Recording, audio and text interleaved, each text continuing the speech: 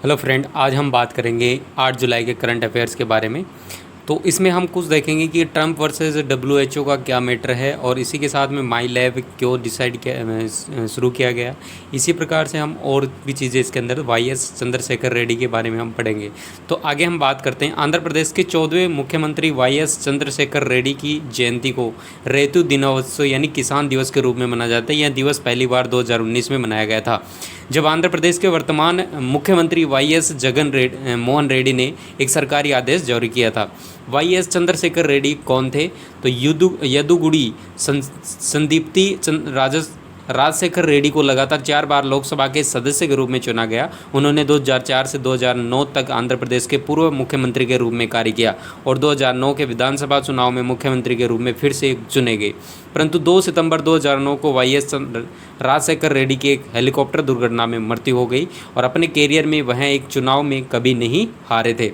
वे विभिन्न सुधारों के लिए जाने जाते हैं। उन्होंने राज्य के कृषि और स्वास्थ्य क्षेत्र पर लंबे समय तक चलने वाले परिवर्तनकारी प्रभाव डाले हैं। 2004 में उनके कार्यकाल के पहले दिन उन्होंने एक अभियान परियोजना शुरू की थी जिसके राज्य में किसानों के लिए तहत मुफ्त बिजली प्रदान की गई थी। वाईएस राजशेखर रेड्डी द्वारा अपने कार्यकाल के दौरान किए गए कुछ प्रोजेक्ट और सुधार जल प्रबंधन कार्यक्रम है। सिंचाई के तहत 8.2 मिलियन एकड़ भूमि लाने के लिए इंदिराम इल्लू ग्रामीण गरीबों के लिए आवास, पावला वडी कार्यक्रम, ग्रामीण के छोटे व्यवसाय और उद्यमशीलता को प्रोत्साहित करने के लिए महिलाओं को रियायती दर पर ऋण प्रदान किया गया इत्यादि इसमें किए गए थे। आगे हम बात करते हैं 2020 किसान दिवस समारोह में क्या किया गया। तो 2020 किसान समारोह में 412 एम्बुलेंस और 656 नई मोबाइल चिकित्सा इकाई लॉन्च करने की गई थी। तो इस प्रकार से जो चंद्रशेखर रेड्डी थे, उनके जो पिता थे राजशेखर रेड्डी, वाईएस राजशेखर रेड्डी, उनके द्वारा कुछ प्रोत्साहन कार्य किए गए थे। जो दुर्घटना से संबंधित उनकी जो दुर्घटना थी वो 2 सितंबर 2009 को वाईएस राजशेखर रेड्डी के हेलीकॉप्टर में दुर्घटना हो गई थी। आगे हम बात करते हैं। ओडिशा के राज्य वित्त आयोग ने राज्य में पीआरआई और यूएलबी के लिए 23,848 करोड़ रुपए की सिफारिश की है। तो ओडिशा के 5वें राज्य वित्त आयोग द्वारा अगले 6 वित्तीय वर्ष 2021, 20, 21, 25, 26 की अवधि में ओडिशा राज्य में पंचायती राज संस्थाओं और शहरी स्थायी निकायों के लिए 23,848 करोड़ रुपए की मंजूरी दी गई है। आवंटित किए गए ये फंड राज्य में शहरी स्थानीय निकायों और पंचायती राज संस्थाओं को आर्थिक रूप से मजबूत करने के लिए होंगे, ताकि इन संस्थाओं और निकायों द्वारा विभिन्न विकासात्मक परियोजनाएं और मौजूदा परिसंपत्तियों का रखरखाव किया जा सके। जिन परियोजनाओं पर धनराशि पीआरआई और यूएलबी द्वारा निवेश की जाएगी, जल निकासी नेटवर्क व्यवस्था, पेयजल, ठोस अपशिष्ट प्रबंधन, सार्वजनिक स्वास्थ्य उपकेंद्रों और आंगनबाड़ी का रखरखाव, सड़कों का निर्माण आदि किया जाएगा। तो ये जो 23,848 करोड़ रुपए हैं, तो इन क्षेत्रों के अंदर आंगनबाड़ी क्षेत्र में, सार्वजनिक स्वास्थ्य उपकेंद्र में, इनमें खर्च किया जाएंगे ओडिशा राज्य में। आगे हम बात करें फंड्स की, तो पंचायती राज संस्थाओं के लिए 15,715.60 करोड़ रुपए है और शहरी निकाय के लिए 8,132.52 करोड़ रुपए है। ये धनराशि सीधे पीआरआई सॉफ्ट पंचायती राज संस्थाओं के लेखा सॉफ्टवेयर का उपयोग करके पंचायती राज संस्थाओं के बैंक खातों में स्थानांतरित की जाएगी। फंड ट्रांसफ़र के लिए पीआरआई सॉफ्ट को IFMS integrated financial management system के साथ एकीकृत किया जाएगा। यह फंड एक वित्तीय वर्ष में 2 किस्तों में स्थानांतरित किया जाएगा। पहली किस्त मई जून में दी जाएगी और दूसरी किस्त अक्टूबर नवंबर में दी जाएगी। जारी की जाने वाली दूसरी किस्त के लिए यूएलबी और पीआरआई को 30% काम पूरा करना होगा, जो उन्होंने वित्तीय वर्ष में प्रदान की गई पहली किस्त के तहत शुरू किया। तो इसके अंदर क्या है, पंचायती राज और जो शहरी निकाय है उनके लिए अलग अलग राशि प्रदान की जाएगी, और जो सार्वजनिक स्वास्थ्य केंद्र है और आंगनबाड़ी है, अपशिष्ट प्रबंधन है, पेयजल की व्यवस्था की जो भी कार्य इसमें किए जाएंगे, तो पहली किस्त के लिए इनके 30% कार्य किया जाएगा, उसी के बाद दूसरी किस्त दी जाएगी। आगे हम बात करते हैं JLL और लॉसेल के द्विवार्षिक GRETI में भारत को 34वां स्थान प्राप्त हुआ। सतत पहल और विनियामक सुधारों ने भारत के रियल एस्टेट उद्योग में पारदर्शिता के उच्च स्तर को बढ़ाया है, जिसके परिणाम स्वरूप भारत ने द्विवार्षिक global real estate transparency index में 34वां स्थान प्राप्त किया है। GRETI सूचकांक ने दुनिया भर में अचल संपत्ति बाजार में पारदर्शिता के मामले में एक अनूठा बेंचमार्क स्थापित किया और विदेशी बाजारों में निवेश और संचालन करने वाली अंतर्राष्ट्रीय कंपनियों के लिए एक आवश्यक मार्गदर्शिता के रूप में काम किया है। GRETI द्विवार्षिक रूप से संयुक्त राज्य अमेरिका स्थित संपत्ति और निवेश प्रबंधन सेवाओं फर्म जोन्स लैंग लासेल द्वारा जारी किया गया है। GRETI पहली बार वर्ष 1999 में जारी किया गया था। इसी वर्ष GRETI के 11वें संस्करण को चिन्हित किया गया था। GRETI के 11वें संस्करण में कुल 163 शहरों और 99 देशों को शामिल किया गया है। आगे हम बात करते हैं तो भारत इस स्थिति में मतलब कौन सी रैंकिंग पे आएगा। तो भारत ने 2020 के संस्करण में 34वें स्थान पर रैंकिंग में उल्लेखनीय सुधार किया है, क्योंकि 2014 के संस्करण में भारत विश्व स्तर के 39वें स्थान पर था। इस सुधार के लिए GRETI ने real estate investment trust framework में सुधार, RERA एक्ट 2016, बेनामी लेन देन निषेध अधिनियम 2016, goods and services tax GST आदि का उल्लेख किया है। 2020 में भारत का समग्र स्कोर जो रैंकिंग है वो 2.69 था। रैंकिंग में अन्य देश की क्या स्थिति है तो यूनाइटेड किंगडम जो समग्र स्कोर 1.31 था को GRETI 2020 रैंकिंग में पहले स्थान पर रखा गया। संयुक्त राज्य अमेरिका को और ऑस्ट्रेलिया को दूसरे और तीसरे स्थान पर रखा गया। हांगकांग को 15वें स्थान पर रखा गया, जबकि ताइवान को 23वें स्थान पर। चीन 32वें स्थान पर है। श्रीलंका 65वें, म्यांमार 72वें, पाकिस्तान 73वें स्थान पर है। तो आगे हम बात करते हैं कि ट्रंप और WHO के बीच क्या संबंध स्थापित हुआ, जो उनका पहले जो संबंध था वो वापस स्थापित होगा या नहीं होगा, तो ये चीज़ें हम देखते हैं। तो विश्व स्वास्थ्य संगठन के साथ अमेरिका का संबंध समाप्त करने के लिए राष्ट्रपति ट्रंप के नेतृत्व वाले प्रशासन ने अमेरिका कांग्रेस को 7 जुलाई 2020 को आधिकारिक अधिसूचना प्रदान की है।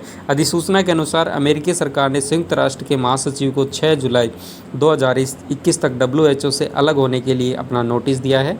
WHO से सदस्यता की समाप्ति 1 वर्ष की प्रक्रिया होगी, क्योंकि कई कारकों के बीच आने की संभावना है जिसमें डोनाल्ड ट्रंप के नेतृत्व वाले प्रशासन का नियंत्रण नहीं होगा।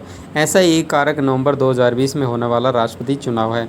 अगर ट्रंप हार जाते हैं और डेमोक्रेटिक पार्टी के उम्मीदवार जो बिडेन को संयुक्त राज्य अमेरिका के राष्ट्रपति के रूप में चुना जाता है, तो अमेरिका WHO के सदस्य के रूप में रहेगा, क्योंकि बिडेन ने सार्वजनिक रूप से घोषणा की कि उन्हें राष्ट्रपति के रूप में चुने जाने पर अमेरिका को विश्व स्वास्थ्य संगठन से पुनः जोड़ेंगे। पृष्ठभूमि की अगर बात करें तो अमेरिका ने कोरोना वायरस महामारी का उल्लेख करते हुए 18 मई 2020 को WHO की फंडिंग को रोकने और संगठन के साथ सदस्यता पर पुनः विचार करने की बात कही थी।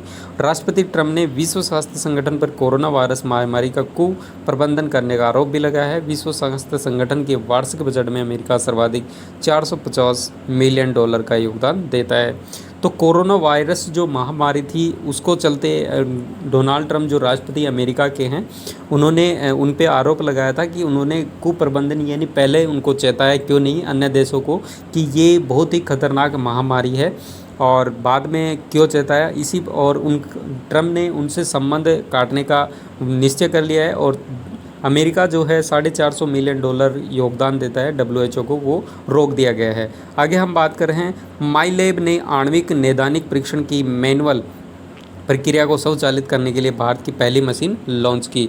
तो Mylab discovery solution private limited company ने कॉम्पैक्ट एक्सेल नामक एक कॉर्टिस आधारित मशीन की शुरुआत की है। यह एक साथ कई नमूने संभालने और परीक्षण करने में सक्षम हो।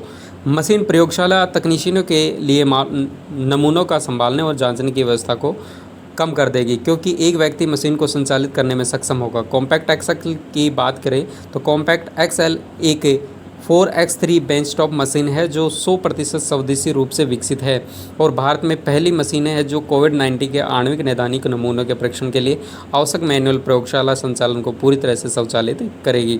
यह स्वचालित प्रणाली RNA DNA आधारित परीक्षण, RT-PCR परीक्षण, प्लाज्मा, उत्तक, स्वाब और थूक के नमूनों को संभालने में भी सक्षम होगी।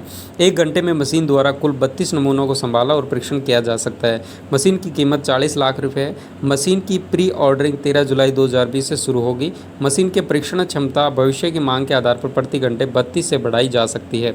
तो इस प्रकार से जो माई लैब है उसने एक कॉम्पैक्ट एक्सेल मशीन लॉन्च की है, जो भी आरएनए डीएनए से संबंधित आरटी-पीसीआर जो कोरोना वायरस से संबंधित जो परीक्षण हैं उनके स्वाब लेना, प्लाज्मा डोनेट करना, ऊतक और थूक के नमूने को संभालना, सारे कार्य ये मशीन अपने आप ऑटोमेटिक स्वचालित तरीके से करेगी।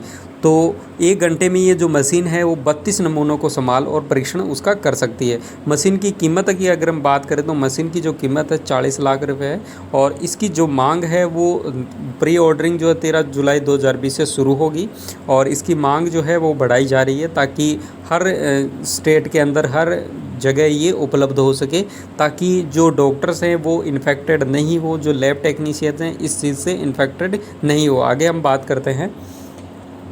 महाराष्ट्र के मुख्यमंत्री उद्धव ठाकरे ने मुंबई के पास एशिया के सबसे बड़े प्रमाणित टियर 4 डेटा सेंटर का वर्चुअल उद्घाटन किया है। Yotta NM1 data centre building Bharat में सबसे बड़ा टियर 4 डेटा सेंटर है। इसे दुनिया का दूसरा सबसे बड़ा डाटा सेंटर होने का दावा भी किया जा रहा है। इस निजी डेटा सेंटर का उपयोग इंजीनियरिंग और रियल एस्टेट व्यवसाय द्वारा किया जाएगा। यह डाटा सेंटर नवी मुंबई के पनवेल क्षेत्र में 600 एकड़ की हीरानंदानी फॉर्च्यून सिटी के अंदर स्थित है। हीरानंदानी फॉर्च्यून सिटी के अंदर पनवेल डेटा सेंटर पार्क और integrated Yotta data centre park नामक एक डेटा सेंटर पार्क विकसित किया जाएगा। M1 Panvel data centre park के अंदर स्थित है। आगे हम बात करते हैं NM1 डेटा सेंटर क्या है। को योटा इंफ्रास्ट्रक्चर सॉल्यूशन LLP द्वारा विकसित किया जाएगा। योटा इंफ्रास्ट्रक्चर द्वारा पनवेल डेटा सेंटर पार्क में कुल 5 डेटा सेंटर बिल्डिंग विकसित की जाएंगी। NM फर्स्ट 5 AC इमारत में पहली पनवेल डेटा सेंटर पार्क की 5 इमारतें 18 एकड़ से अधिक भूमि में फैली होंगी। NM1 डेटा सेंटर को भारत और एशिया के सबसे बड़े टियर 4 डेटा सेंटर और दुनिया के दूसरे सबसे बड़े संस्थान के रूप में संयुक्त राज्य अमेरिका के अप टाइम से प्रमाणन प्राप्त हुआ है। यह प्रमाणन 27 अप्रैल 2020 तक मान्य है। NM1 डेटा सेंटर की जो विशेषताएं हैं वो क्या है, ये 7200 रैंक में है और इसके अंदर और भी इसकी बहुत सी विशेषताएं हम बात करते हैं। तो इसके अंदर जो NM डेटा सेंटर है ये प्राइवेट डेटा सेंटर है जो कि इंजीनियरिंग और इंफ्रास्ट्रक्चर से संबंधित जो भी कार्य होगा वो इसके अंदर किए जाएंगे। तो आगे हम बात करते हैं। 50 मेगावाट ऊर्जा 4 फाइबर पाथ होंगे। 1.5 डिजाइन PUE ऊर्जा उपयोग प्रभावशीलता। एक बार पूरा होने और परिचालन के बाद पनवेल डेटा सेंटर पार्क की सभी 5 इमारतों की कुल क्षमता 30,000 रैक होगी। तो ये जो रैक के हिसाब से यानी 7,200 रैक इसके अंदर हैं, तो इसी के हिसाब से इसको प्रोवाइड किया जाएगा और भारत का ये सबसे बड़ा डेटा सेंटर है और इसके लिए पार्क विकसित किया जाएगा और 18 एकड़ से अधिक जो है वहाँ पर इसको फैलाया जाएगा। तो ये थी आज तक की मुख्य खबर।